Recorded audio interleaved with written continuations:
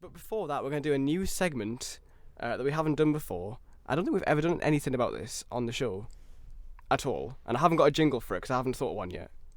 I could think of one, and then I'll put it in afterwards, maybe. It's a new segment called Not a Film But. And then I'll put a jingle. Not a film but. Because this week we had the opportunity to speak to Bobby Cummines. He's a reformed criminal, formerly one of Britain's most notorious bank robbers.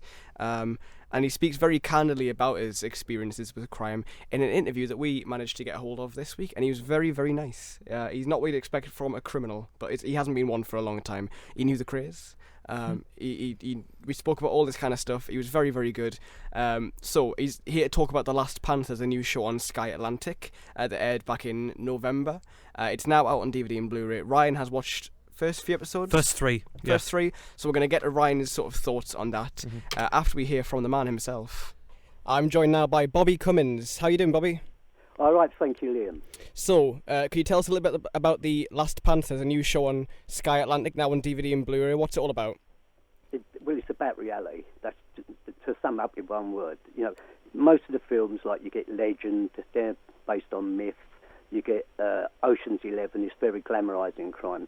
This is nitty-gritty stuff, but the thing about it is it don't glamorise crime, it shows you the reality of crime.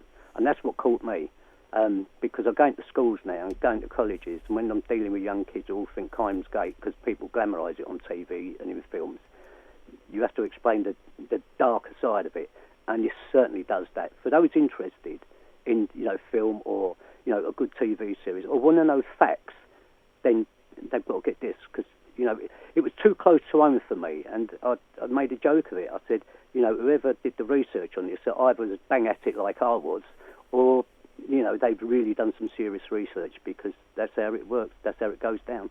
So how important was the casting process when they were putting together this kind of cast? Did it ring true to you? It did ring true. Well, I'm not a film producer, but it did ring true to me. The people were real. They was the sort of people I met in my old life. And they weren't nice people. A lot of them, it was about money. And we lived in a criminal world. We subscribed to that world. And in our day and age, if you're a criminal and you go through the criminal justice system, the top whack they can give you is life imprisonment. But in that world, we still have the death penalty and we maim people. So it was the reality of that. The brutalisation is complete, especially when it comes to the Balkans, because, what you've got to look at with Bosnia and Croatia, there was a war going on. So those people was watching their own families die. So they become anaesthetised to violence. And you do that in the criminal world. Once you're at the heavy game, and they was at the heavy game, you do violence so much, you become anaesthetised to it, and it just becomes a way of life. So you've been described by some as one of Britain's most notorious bank robbers. Is that, well, it's not the most glamorising of terms, but how did that kind of come about? How did you get into this sort of life of crime as a young lad?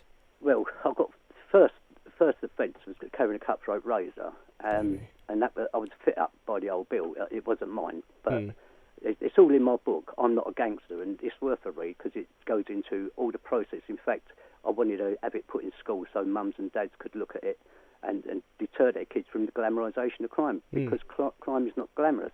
So at the age of 16, I was the youngest person in Britain to be done with a sawn-off shotgun on armed robbery, and that's when I went to the Old Bailey and I met the Krays. So that's where that started. And then I come out of prison, more brutalised than I went in, because I see things happening there, people getting cut to pieces and the violence in there, and you have to be more violent to survive. And so violence just become a way of life to me. And people come at me with razors, I went at them with hatchets. They come at me with hatchets, and I carry guns. And if they was going to kill me, I was going to kill them first. Yeah. So, but in 1999... Survival. Yeah, survival, exactly. In 1999, you founded Unlock, an organisation that brings together reformed criminals. How important was that kind of work to change the opinion of offenders? Well, the thing was, it's very important because offenders couldn't get bank accounts, they couldn't get insurance. I negotiated deals with banks and insurance companies and to try to give them a level playing field. Then if they messed up, that was their business, right? But then they couldn't say, I didn't know, no one gave me a chance. So it's about information, and also it was so important that you lead by example, and so when you know, I work with a charity, I work with the kids in school and all that. What I was showing them, no matter how bad it gets, and you couldn't get much badder than my past, you could turn your life around, and people would recognise that. And that's how I got the OBE and the Master of the Open University and all the rest of the letters I got after my name. Yeah, very well deserved, yeah. You know, well, before that I had loads of numbers, you know. so it makes a change. And it makes my kids proud that, you know, their dad, how he messed up. And it taught my kids a lesson. You know, if you mess up, as long as you want to, you can turn it round and you can do anything if you want. But getting back to this, you know, the Last Panthers, it shows you that when you get into crime, you're not only getting into crime, you're taking your whole family into crime. They could be kidnapped. You know, you've got people like insurance companies offering big money. You know, it shows the corruption within them all. You know, the copper being bent, the insurance company not giving the monkeys as long as they don't have to pay out the money. And it's really an interesting, but very real to life. So for people who want to study, in fact, it could be a good thing for people studying criminology, sociology, or penology, or, you know, probation, or, you know, if they're doing probation, psychology, because it really is, as I say, I book it before Ocean's 11. It's that good. Yeah. You've mentioned just before about Legend. Of course, you knew the Kray twins. I knew Reggie best. Yeah.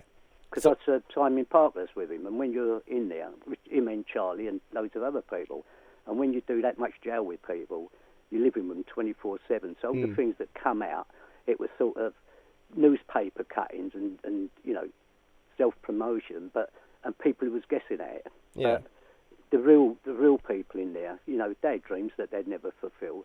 And if you're looking at does crime work, you've only got to look at the twins. You know, for 10 years they was top runs in the East End of London. For the next 30 years they was banged up in their toilet, because you're banged in a cell, you're banged up with your toilet, and it don't smell like Chanel. So you know, it's not that good. So do you think the film Legend did a bit of a disservice to the story? Yeah, I think. If you want to know about the twins, the only ones who can tell you about it is the people that actually worked with them and the people who actually done jail with them. Because in jail you can't hide nothing. As I say, you're living there 24 hours. So you're looking at each other, and it's a dangerous place. You know, as I said, one of the guys, a friend of mine, got stabbed to death over an onion. So it ain't like Butlins. No. Maximum security is a totally different ball game. Yeah. But when you're in there, you're looking at each other. You know each other's habits. You know all their history, because when you're in there for that long, you're talking to each other. It's like prison's like a university of crime. Yeah. So yeah, there's a lot of depictions of crime on TV and in film. A notable Bronson a few years ago was another sort of quite notorious criminal. Have you seen Bronson? Well, Bronson, I mean, I feel sad for the guy, really. You know, he started off with a robbery to come to £7. And then he's wound up being lifed off, and he ain't even killed anyone. No. You know, at least when I got banged up, it was for killing time, but he ain't even killed no one. And I think what's happening to him, he's obviously got mental health issues. Yeah. But also, I think locking someone down in a block for that length of time, I think it's a crime against humanity what's happening to that guy. So would you say The Last Panthers is the most accurate depiction you've seen on TV or in film? I think, and I have to watch criminal films, because the kids watch them, and so they go, well, what about this film? What about that film? You know, is that real, Bobby? You know, what's it like to shoot someone, Bobby? You know, what's it like to cut someone? And I have to watch what they're watching to see how I'm going to answer them. And out of all the films, and I've been looking at them films now for 25 years, and I've been advising government as well, and judges, and all sorts of people, you know, Specialist Advisor, House of Commons, Home Affairs Facility. I really know my stuff, because I don't just read about it, I lived it. And because I've lived it, I know that this is probably, well, I don't know how they're going to improve upon it, because this is one of the best things I've seen that comes to reality of what it's like, because it's not just about the robbery. This is the main thing. It ain't like Lock, Stock, which was, well, a comedy, really. Yeah. It's like how a robbery's committed, the mistakes they made on the robbery, but it shows people the real side of what happens after the robbery. So the nightmare world where, are your family going to get kidnapped? Are you going to get whacked? Are you going to get robbed? You know, is someone going to sell you up the river for rewards? You know, and the bent police as well. You know, it just shows the whole working pattern of organised crime. Mm. And as I say, I booked this in front of Ocean's 11. I can't say better than that because I actually thought that was a good film. Yeah, true. Well, Bobby, it's been an absolute pleasure to speak to you. And Julian. Enjoy the rest of your day. Any time, mate. The Last Panthers is out on DVD, Blu-ray and digital download right now. Check it out. That's it. Thank you very much, Bobby. See you later. You're welcome. Bye. That was Bobby Cummines, and he was a very, very pleasant chap indeed, wasn't he, Ryan? He was very, very You were pleasant. there when we spoke to him on the phone, and he was very, very nice. And he said any time. So if I ever fancy a chat, just ring him up. Mm-hmm. I get the feeling that's not the situation. Yeah. But probably no, not. he was Well, we very, had he was friends. very good. Drunk dial him. Bobby, how are you doing? A little bit in that before the actually I might play this little bit because we had a little chat obviously before the interview started, and he's not going to get any sympathy from me about the weather. He's just not. I'm actually going to play the clip now. Hello. Hello, can you hear us still? Hi, are you alright? Yeah, can you hear that, Bobby? Yeah, Yeah. I can hear it. Great. Okay, good. We are good to go if you guys are. Cool. Yeah. Thank you very much. Hi, Bobby. You alright? All right, Liam, how are you, mate? Good? I'm good. Thank you very much. How you doing today? Very well. A bit chilly out here. I don't know what it's like where you are, but it's a bit cold in the morning. It's Sunderland, so it's always really, really cold. Okay. Being down south and complaining about the weather. When we live here. Terrifying. To be fair, we don't get the floods they do down south. Yeah, down southy. Yeah, he was nice, Bobby Cummines. I like the little all right, mate. At All the right, end, mate. just like what he said was funny, but let's just stop. The Last Panthers is that on Blu-ray then. Ryan, you've seen the first 3 of 6. First 3 episodes, yeah. What's it like? And what's it about? Well, obviously Bobby's already told us what it's about, so just tell us. Yeah, well, it's really, really slow burning, but it's intense, and I really the cast are all really well cast.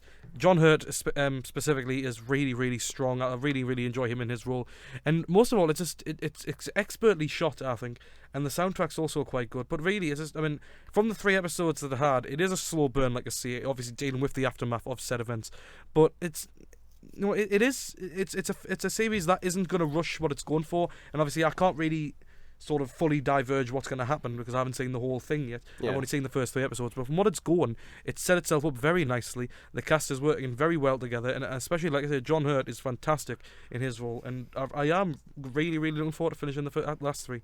There you go. If you want to check it out, it's on Blu-ray now, so go and find Oh, it. it's on Blu-ray. It's on DVD and Excellent. Blu-ray. Yeah. There you go. It It will look especially good on that. will.